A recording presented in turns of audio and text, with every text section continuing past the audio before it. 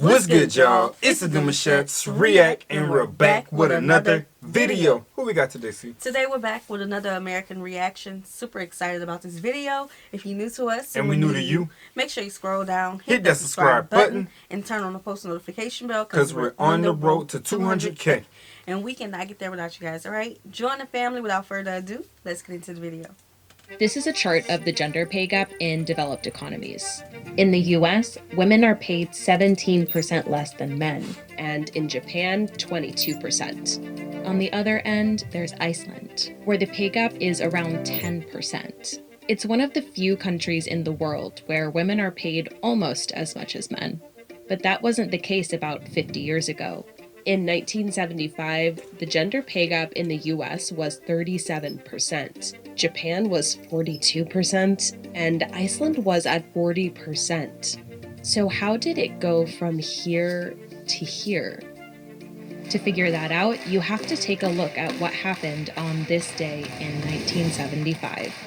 That's crazy. Let's see. This idea was to show that we could bring society to a standstill. If we were not there, nothing was done. We expected a lot of women to show up at the demonstration, but not in our wildest dreams did we expect this. This is the story of how Icelandic women shut down their country and changed it forever.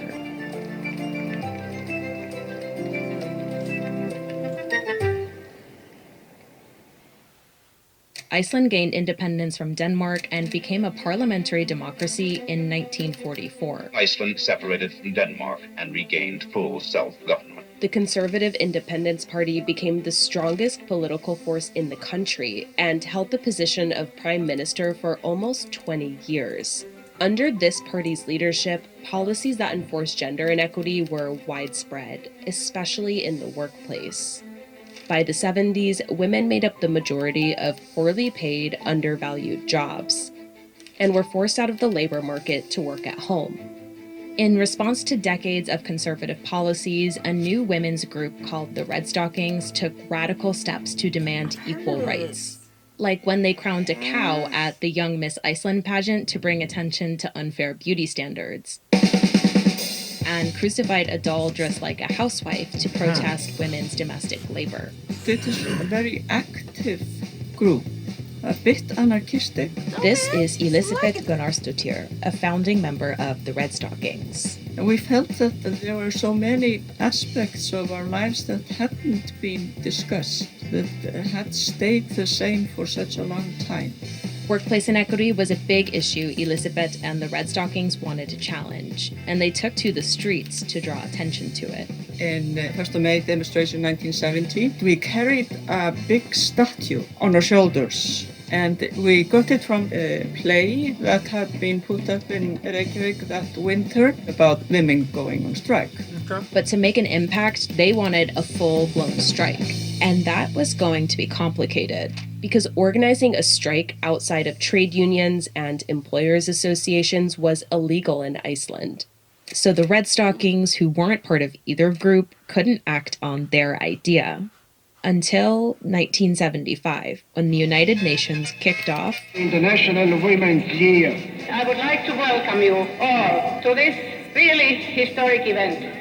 This was the first global conference dedicated to women's issues. Women form part of virtually every delegation. And governments around the world planned events to address gender discrimination. In Iceland, the Prime Minister's office selected representatives from different women's associations across the country to make preparations. The committee was politically diverse. It included teachers, single mothers, conservatives, and liberals like the Redstockings to make sure the event reflected the views of women across Iceland. The Redstockings took this opportunity to propose that a women's strike against the gender pay gap was the best way to mark International Women's Year. The conservative women's associations found the idea far too radical, but the Redstockings believed in the strike, so they pushed for one and slowly got some members on board.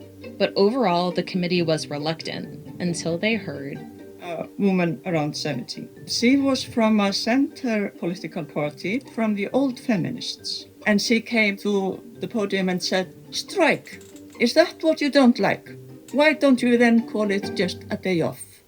So that's what they did. Change the name. The committee Right. picked a day when women would collectively refuse to work at home and in the office to prove their economic value. And they called it a day off, or kvenaffri. They only had 3 months to prepare. So the redstockings and the rest of the committee immediately mobilized multiple labor unions and women's organizations across the country to plan, fundraise, and spread the word about kvenaffri. All right. Now listen, Okay. we need to take a page from their book. You feel that? Here. Here, really? Yes.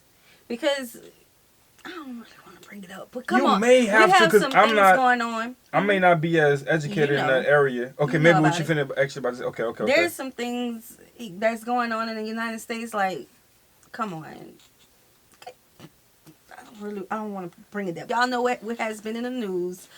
Some laws that have been reverted back to I don't even know. But when it comes to women in this country, we need to. It's heartbreaking because there's a case right now of a woman who could potentially pass away if she don't get. Okay, yeah. I know just about. I don't want to bring it up, but Yeah, I know exactly what you're talking about. There's a lot of laws right now that they have put in play in action that is going against the grain tremendously. And I feel like women are definitely taking a hit for it. And this is, I feel when you're saying you can take a page out of this book, you know what I'm saying? Because everything from history on, you know what I'm saying, we look at what have worked and we mirror it. You know what I'm saying? And a lot of times it still has the same effect. The blueprint is still very powerful. But we are in the times where I feel like, the voices and the leadership and all that can just say one word, snap of the finger. Hey, I got things I want to say too now. Even all the way down the line, you don't have to be a mass leader like in a political role to say something and see tremendously a big change. There's people in positions now that's not even in no political role that could do something and shake up the whole city. And just that alone is powerful. So yeah, if there's any change that can happen, I feel like it can definitely happen. listen, people in the U.S., come on. But I gotta ask the question though: how is it that wanting to be a stay-at-home mom compared to wanting to be in the work field? This is more so have to do with being paid equally, instead of being denied access to certain roles in the job. Okay, so they had low-paying and low-level jobs, and then some of them had to stay at home and work. So here it's a little bit different. Again, I'll have to look at the years that they were talking about again. But like, I remember my grandmother telling me that she didn't have the opportunity to stay home. Yeah, so I finna say next. She had to work. Like, it was against the law for her to stay home. So like, it's kind of different, but still like. Yeah. We have value. Yeah, 100%. Some of the smartest people on this planet. No, 100%. Now you can look at the leadership roles. People who made changes, a lot of them were women. But I feel like this right here alone, and like you're saying, taking a page from this book, all this is going to do is show that the opportunity and the options are available for women if they want to go to work, if they want to have these type of pays, if they want to stay at home. You know what I'm saying? They wanted to be able to make that choice. Yeah. The political party used their own platform to talk to their women. There were all kinds of women from diverse political and social groups, and we worked very well together, all of us. They wrote hundreds of letters to women across the women always country work well together. and called as Y'all many always doing households great as they things. could in Iceland's phone book to spread the word. They wrote articles, did radio interviews, Stefnt að því að konur út allt land verði þáttakendur í þessu kvennafríi. designed flyers, and organized meetings late into the night to make sure that kvenaffri was a success. Some men were foolish enough to threaten women, threaten their employees. She said And foolish. that That was a big didn't word. go Yeah, it down definitely well. was. Because of what is it? On October 24th, 1975, 90% of Icelandic women refused to work at home and in the office. An estimated 25,000 women took to Come on, the man. streets in Reykjavik alone to give speeches and sing about women's rights. Y'all mamas There's even a was out there, vinyl man. of recorded songs Golly. sung by the redstockings from kvenaffri.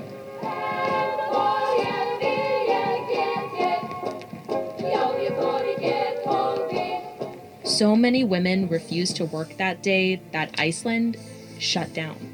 Without women, the telephone system crashed without switchboard operators, Okay. and newspapers couldn't publish without typesetters. Okay. The national airline canceled flights because there were no stewardesses, and preschools across the country shut down. Women's absence was felt in the home, too.